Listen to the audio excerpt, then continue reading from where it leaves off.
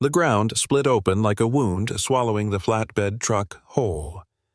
People screamed, the air filled with dust and gasoline and Karen. The same woman who'd called me a stubborn relic from a dead generation stood frozen on her stage microphone in hand as her grand opening collapsed beneath her feet. I didn't run. I just stood there, coffee mug slipping from my hand, watching the road she'd destroyed finally take her down. Before all this, Willow Bend Lane was quiet. A tucked-away cul-de-sac where folks still waved from their porches and borrowed sugar without asking. I'd moved there after 26 years in the Marines. 2 wars, 3 surgeries, and a spine that still cracks louder than my knuckles when I get up too fast. I just wanted peace. My mornings were simple coffee on the porch, my old Shepherd Mix Duke resting his chin on my boot, the smell of cut grass and calm. The HOA was background noise back then. Emails about lawn height, bake sale flyers, reminders to pull in trash bins, nothing I couldn't live with. Then she arrived. Karen Holloway. Platinum bob, black SUV, mirrored sunglasses, and an aura that said she didn't move into neighborhoods, she conquered them. Within 3 weeks, she was elected to the HOA board. She called herself a catalyst for change. I called her what she was, a bulldozer in heels. It started small. A glossy flyer landed in my mailbox. Willow Bend Artisan Market and Eco Pavilion. A vision for sustainable suburban living. It showed artists, gardens, food trucks, all smiles and pastel skies. I almost admired the design until I read the fine print. All construction and logistics will be routed through Willow Bend Lane. I stared at it then, out at our narrow street. The one where kids drew chalk dragons and Carl from next door shuffled to get his mail with a cane. That same road was about to become a freeway for dump trucks. I went to Karen's house that night, knocked politely. She opened the door in a silk blouse and that tight smile that never reached her eyes. I told her the road couldn't handle that traffic, that the city never reinforced it. She nodded once, then said, "Change is uncomfortable, Matthew, but necessary for progress." Then she closed the door. The next morning, the first truck rolled in, then another, and another. The windows rattled, Duke barked until he went hoarse, and the air turned thick with dust. The mailboxes leaned from the vibrations, the sidewalks cracked like old paint. Donna's hydrangeas turned gray overnight, coated in grime. The HOA said it was temporary inconvenience. They sent Carl a get-well card and a $50 Applebee's gift card when he broke his wrist tripping on a shifted slab of concrete. That's when I started documenting. Photos, measurements, license plates.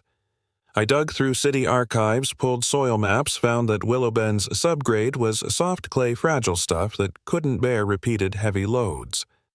I tried to warn people, but most of my neighbors just wanted to stay out of it. It'll pass, they said. It didn't. It got worse. When Maria's toddlers developed constant coughs from the dust, she confronted Karen at a board meeting.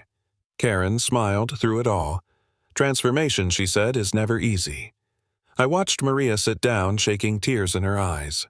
That was the moment I knew this wasn't ignorance. It was arrogance. Weeks passed. The trucks doubled. The asphalt began to ripple. Then came the notice. Residents of Willow Bend Lane may not host gatherings or park on the street during construction hours. Our own road, paid for with our HOA dues, was off-limits to us. They even put up a do not enter sign at the top of the street, for our safety. I tried to go through the right channels. I sent emails. I filed complaints. Most bounced back with auto-replies. The city said they couldn't intervene. It was HOA-managed property. I remember sitting at my kitchen table one night, Duke asleep at my feet, and the windows trembling from another passing truck. I'd spent my life following chains of command.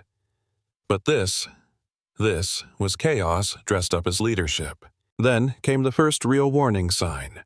Carl waved me over one morning, crouched by his driveway, hand on the pavement. "Feel that," he said. It was warm, too warm for a cool morning, something shifting underneath. I ran an inspection camera down the storm drain. 10 feet and the image went murky. Water was backing up. The crushed stone they were dumping had clogged the pipes. The ground was softening from beneath. That night, I couldn't sleep. I stared at the ceiling, wondering if I was crazy. Maybe Karen was right. Maybe this was progress and I was just some bitter old vet clinging to a quiet street. But then I looked at Duke, twitching in his sleep from the vibrations outside, and I remembered why I moved here in the first place. Peace wasn't something you begged for. It was something you protected. So I fought back. I reached out to a local journalist, Sam McNeil, a guy I'd met through a veterans housing project. Told him everything: missing permits, truck waits, drainage problems, the HOA's silence. He listened, cautious but intrigued.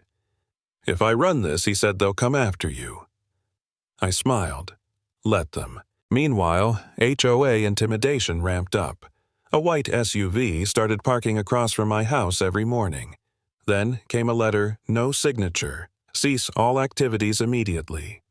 A week later, I got a violation notice for uneven lawn edging. My yard looked like a golf course. They weren't enforcing, they were threatening. Then a man in a suit showed up at my door. Just trying to ease tensions, he said, smiling like a snake. I asked if he was a lawyer. "Informal representative," he said. "You seem reasonable. Maybe the board can make this go away, a small landscaping grant perhaps. A gesture of goodwill." I just stared. He leaned in. "But if you keep spreading exaggerated claims and someone gets hurt, responsibility can be a fluid thing." I stood up. He left. 2 days later, another truck smashed Donna's mailbox. When Sam's article went live. Suburban sinkhole, HOA, project tears through Quiet Street. Everything changed. Cameras showed up. Karen smiled for the news, calling it an unfortunate misunderstanding. Behind the scenes, she doubled down, more trucks, even heavier ones. They worked Sundays now. The cracks became trenches. Asphalt peeled like skin. And finally, the city noticed.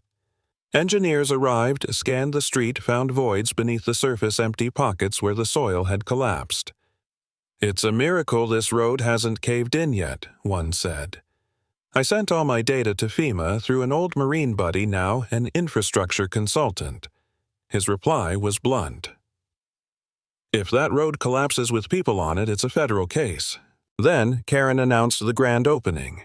She wanted cameras, vendors, food trucks, the whole circus. The road was practically dissolving, and she still wanted a party. The morning of the event felt off. The sky too bright, the air too still. From my porch, I watched her SUV glide in like a hearse. She stepped out in her designer blazer heels, clicking on cracked pavement, smiling for the drone filming overhead. She gave a speech about community unity. Not a single one of us from Willow Bend attended. We just watched. Then, at 1:42 p.m., I heard it. The groan. The truck carrying her decorative archways rolled over the weakest stretch of asphalt right in front of Jason's house. The ground sagged, then split. A deep, echoing crack tore through the cul-de-sac. Screams. Chaos. The flatbed, tilted back wheels sinking asphalt, crumbling like stale bread. People ran, kids crying, vendors dropping boxes of handmade candles and honey jars. Karen froze on the stage mic, still hot. "This is your street," she screamed at me. I stepped forward through the dust. "You mean the one you turned into a highway?" The truck's front end groaned, tilted, and disappeared into the hole. Sirens wailed in the distance. Karen's perfect hair was wild now, her heels caked in mud. She spun, shouting into her phone, yelling for help, for someone to blame. The first fire truck arrived, then police, then city inspectors. The mayor herself showed up within the hour. The crowd pressed in as cameras rolled. The mayor took one look at the crater, 16 feet wide pipes and rebar exposed, and turned to Karen. "We're launching a full investigation, starting with the permits." Karen tried to spin it, her voice shaking. "This was sabotage.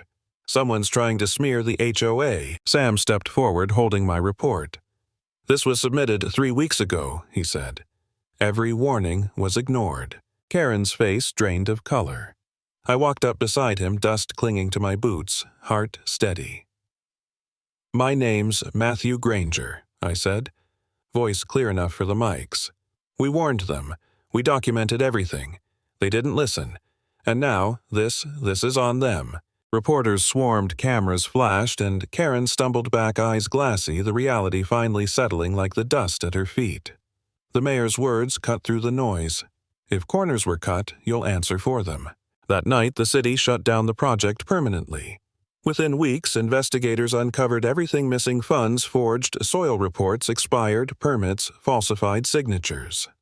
Karen's eco-pavilion was nothing more than a money pit built on lies and unstable ground. The board was dissolved, the land condemned, and she was barred from any HOA leadership for 10 years. I didn't celebrate. I didn't need to. Standing at the edge of that crater, watching the flashing lights fade, I just felt still. For the first time in months, the street was quiet, and as I looked down into that hole where greed and arrogance had eaten through the earth itself, I realized something simple: you can't build progress on rotten ground. Because sooner or later, it all caves in.